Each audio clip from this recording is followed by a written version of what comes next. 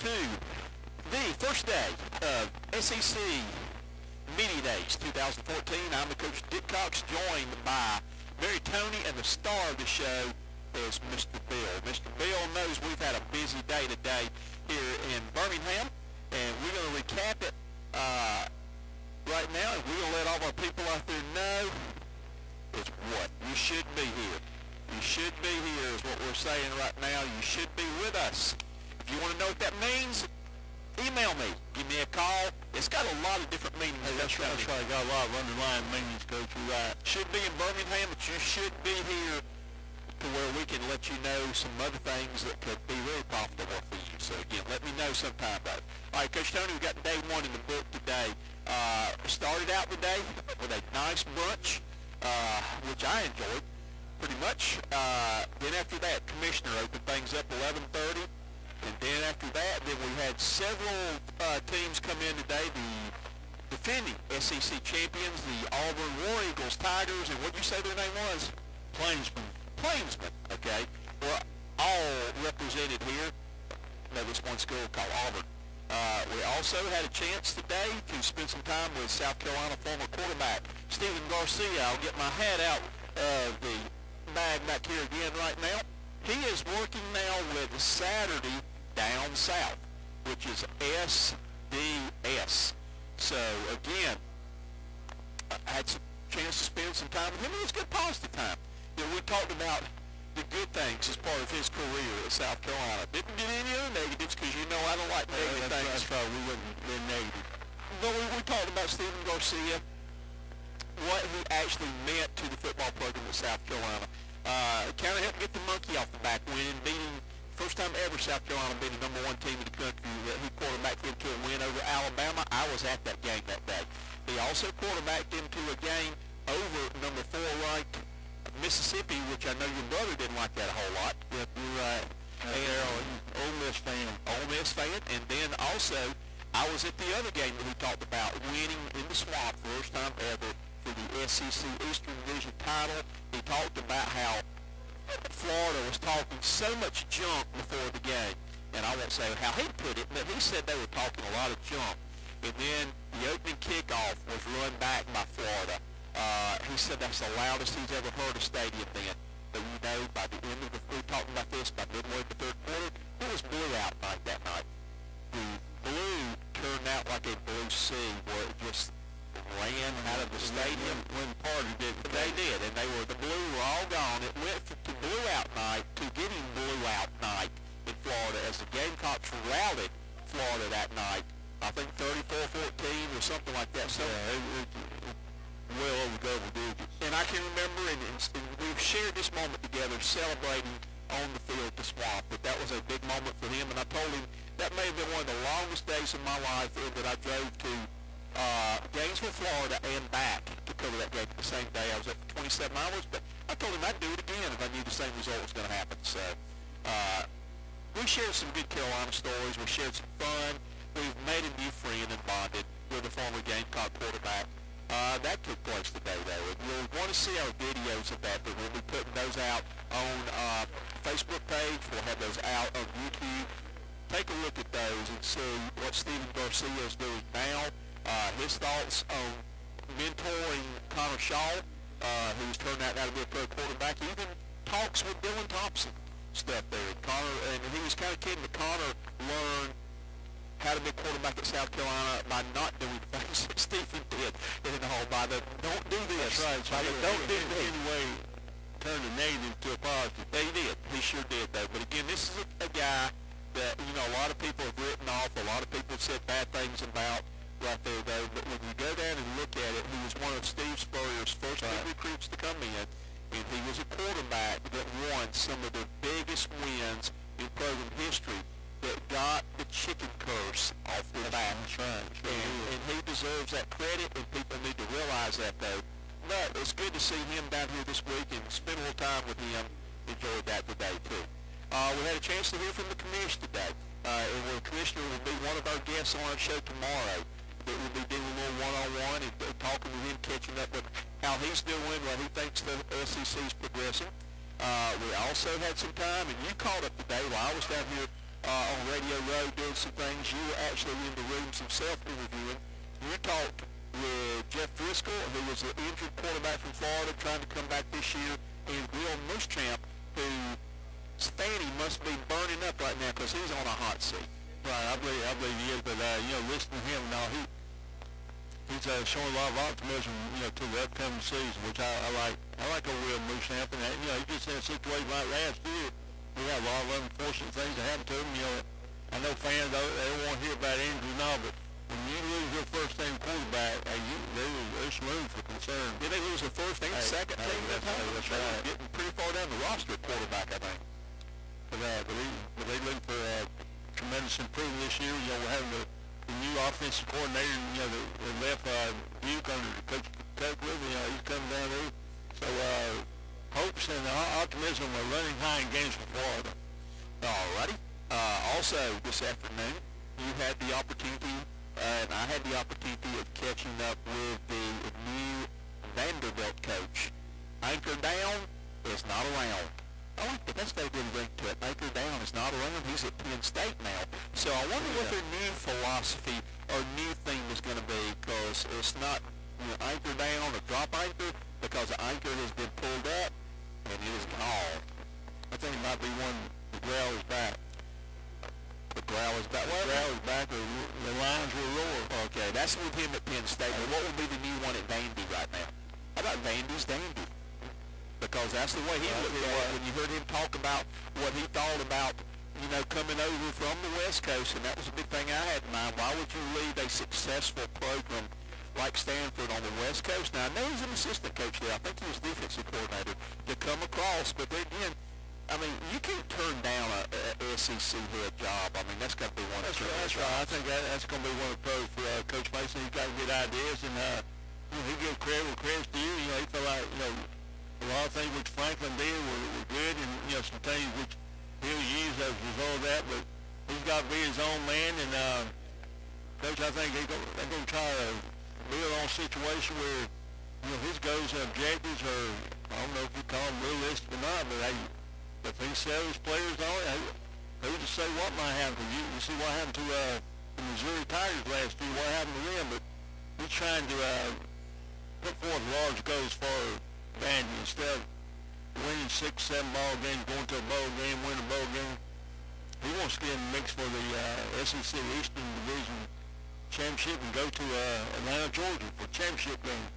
And again, going back to the Auburn football program there, and I know that we have a very special viewer on that one, that Mr. Brad Toney, that is his team out there. And Brad's one of our big supporters and watching what we do. In Georgia, a big follower there, though. It's interesting kind of what their guys had to say. That we originally were supposed to have their quarterback, but he was pulled off the firing squad today, which was a good move, and replaced by the big tight end that they've got right now. But they had their starting center, Reese Desmukes, I believe, came. They had, I believe it was Gabe, or I'm trying to think it was, last name was Wright, who was a big defensive tackle, and then they had, I think it was CJ, the big tight end that came, though. The first thing that jumped out at me right off the bat, which I asked all three of them about, was that they were wearing the 43 lapel pants, and that was for Philip Lux, is what we'll call him up there instead of Dornan, because I can't pronounce his name, though, and what the tragic death has meant to them, and how the team is kind of bonded and all, and what they reflected on him, positive memories. CJ talked about he was a tight end who's replaced him now, and all the friendship that they had, the things he learned, but all the funny things that he looked at. Like he was a great player on. Right, that it was a deal right there. Did we lose your headphones? So I don't know what is going on with Coach Stone. There we go. Got you back. You're on. I hear you. Okay. You're back on right now, baby. Okay, I'll take the word for it. All right. You may not be able to hear me, but I can hear you. You're coming through. Okay, good. All right. So it's coming through right now. But again, big thing right there was mentioned there that they have tried to put the tragedy behind them. They know that they are a marked football team. Last year, they're not going to sneak up on anybody this year. Last year, they were coming off a 0-8 season in league play. Nobody expected anything out of them, and that took them all the way to the national championship. You're absolutely right, Coach. And as a result, that was a great learning experience for them to come back to what? To a really great season last year. And they are very wary of what's going to be taking place on August 30th when the Arkansas Lake. So, until trying to, you're breaking up on me a little bit, keep talking so I can try to get your mic. Like we said, they're very wary of Arkansas.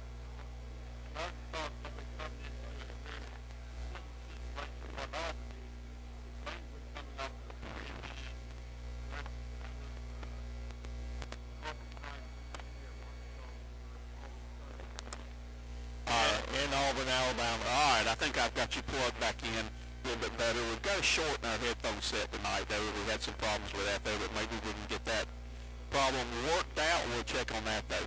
But, again, that was one of the big thing. And Gas Malzone talked about, too, that, you know, big opener they have against Arkansas coming up. There's been some verbal battles between him and the head coach at Arkansas. Fast-paced offense versus the slower-paced offense. Right, and there's been some things said back and forth, but he took the high road today. Really didn't get into any of that. Really took the high road, not talking about his quarterback, who is in some legal trouble right now, though. But you, I think, had what he said about that. That's right, there, Coach. You know, he said, he was disappointed when he first heard about it. They're going through the legal process, and he said there will be some forms of discipline action given.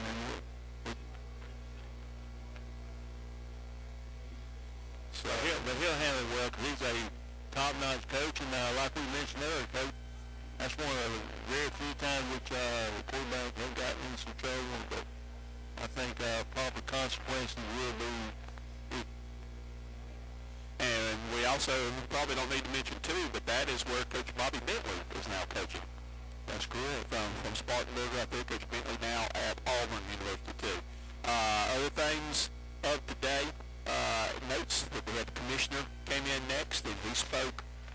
First thing we kind of got a kick out of, told us he still was wearing his golf hat, but I've got him a new white one that I plan on giving him tomorrow. The commissioner will be a part of our show tomorrow that we do at 5 o'clock South Carolina time, 4 o'clock Alabama time, so we'll make sure you tune in to try to see that. Hopefully we'll have the bugs worked out. If not, you can get the replay that we're doing right now that we'll be posting on Facebook and things later on tonight. I like some of the things he talked about going on. And, you know, somebody, which I agree with the commissioner on that, they asked him about, you know, the conference is taking a backseat of people who move more forward with playing 9 conference games. I think he gave a good answer on that, though. First of all, this league is brutal enough, which I don't know if you need to play 9 games. And when you stop and think about the additional game, when you've got South Carolina Clemson, you've got, you know, Kentucky and Louisville. Yes, and you've also got like Florida State, Florida, right. And some games like that. But that is just as tough as an SEC ninth game right there. Why add another game and then they give you 10 games if you still play those big rival games that would be brutal on a 12-game schedule? You're right. So I like his answer on that, and I like, you know, he politically handled that correctly. You know, with the guy saying that, you know, I disagree with what you're saying on what the guy was saying about that other conferences has moved ahead of the SEC. I don't think anybody has moved ahead of the SEC. This is still the dominant league. Yes, the ACC did win the national championship and stop the streak last year, but no, are they the dominant league? No. This is still the best football conference in America. Hey, you're absolutely right, Coach. Look and see how many times that national champions come out of the Western Division. Right. And it used to be an Eastern Division thing. Florida and Tebow were rolling there for a while, but the tide is swung right now. You know, and that's the thing. The Western Division of the SEC is the toughest conference right there, not even counting the East. This division just within the conference there. And, you know, I would love to get into this argument with somebody right now, or not right now, but sometime, is how did the Clemson Tigers do in the SEC? How would the South Carolina Gamecocks do if they swapped places and they were in the ACC? Tell you what, listen, there is a question. That's one we won't have to worry about we're not going to worry about this one right now, but if they could swap for a year and Clemson come in to the SEC, we'll put them in the SEC East. We'll do that. And we'll put South Carolina in Clemson's place in the ACC. What kind of year do you think those teams would have? Coach, I'm going to add another one to that. How about the Florida State Seminoles? Yep. What would happen if they were in the SEC? Yep. That would be interesting. That sure would. So we'll argue that one another day. Well, we won't argue. Hey, we just put it on the table for discussion here, Coach. Let people think about that one, though. So we mentioned the other things too that the people have said, though. We've done this show so many times today, I'm trying to think of what I've seen. I'll tell you what, going back to our Commissioner Slide, I think he made an excellent point on everything which he mentioned in regards to the so-called autonomy and all. He kind of tried to explain things. Basically, in a nutshell, he more or less was talking about let's be fair to a student athlete and do what's best for him with each particular institution. To kind of be equal across the board, if all possible. Okay. Hey, we know that's difficult to do, but he wants fairness to be shown, and I like that from listening. All right. And I also like what he said too about the importance of the student athlete. And we discussed this on our earlier show tonight, and we're going to go back quickly on this. That he kind of, before he runs out his duties with the SEC commissioner, what he would like to see. He would like to see the athletes and the families be allowed and be given the opportunity financially to get to come and see where the student athlete goes to school and to visit the school. I think it's great because I think parents, they should have much of a say-so in the decision than the student athlete. Right. To bring them in and let them see it instead of just, these athletes in so many cases are flown all over the country and wine and dine, and sometimes they bring out the women folk to try to, could we say, seduce the players and all kind of little things to recruit them. It would be nice, like we said, for the parents to get to go on these visits and actually see, what the educational process is like, everything's going to be involved. It also would be nice for the parents to get to go and see their son or daughter play, whatever scholarship place they go to. Absolutely.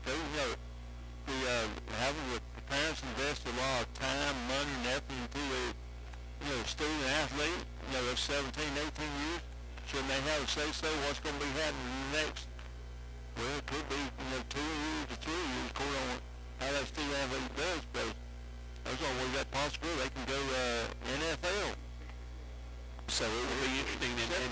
And he also brought up the point that when, bowl season is always a big thing, the reward for the players and all, but it would be nice for the players' families to get to participate in that celebration within the bowl season, which a lot of these players come from families that do not have the financial resources to get to do this because they are low-income families and thinks it is up to either the conference or whoever to help foot the bill to make it possible for them to go.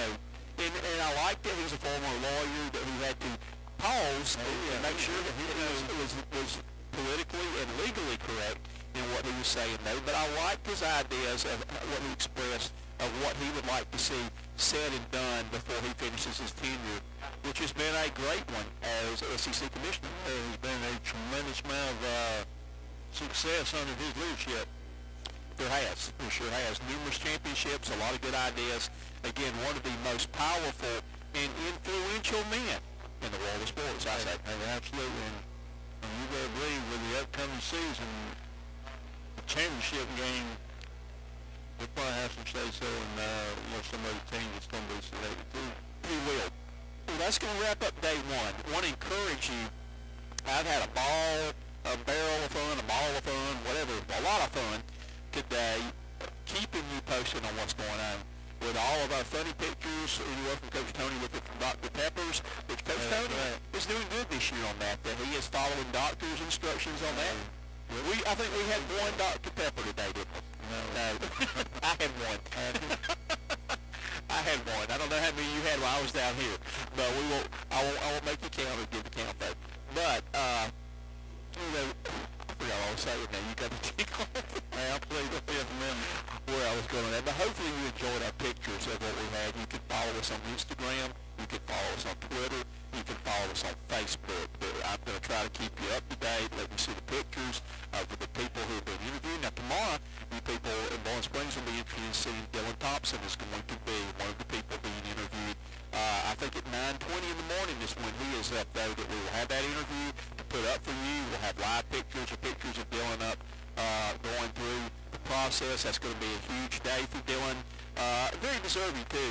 And I asked the question, you know, of one of the other Gamecock people of why Mike Davis, who has been touted as a possible Heisman candidate this year, why he was not coming to SEC Media Day. And they said, well, Coach Spurrier likes to reward his fifth-year seniors and give them the opportunity to experience this. And Dylan is a fifth-year senior. Cam is, I think, a fifth-year senior. And Surratt, I believe, is a fifth-year senior. And I can understand that. And I think that's great with that, too, because, you know, I wondered why, because there were several big media outlets had wondered why Mike Davis is not coming. But under those circumstances, I think what he's doing is great on that. That's right. Can't disagree with Coach Spurrier. No. But anyway, hey, he knows what he's doing. But anyway. So, we will not get into that, but anyway, but the bottom line is we will have an exciting day tomorrow. That we've got 4 teams coming in tomorrow. We've got South Carolina, we've got Texas A&M in the morning session. Guess what? They meet first game on the debut of the SEC TV network. They will be kicking off that network. The 2 teams that will be coming in the afternoon session tomorrow afternoon are the Tennessee Volunteers and a guy who I think is another one that could be riding the crest of the hot seat along with Will Muschamp is Dan Mullen and the Mississippi State Bulldogs. That will be your other 2 teams for day 2. He is Coach Toney. He is Mr. Bill. I'm Coach Bill Cox. We appreciate you tuning in to watch our recap video tonight.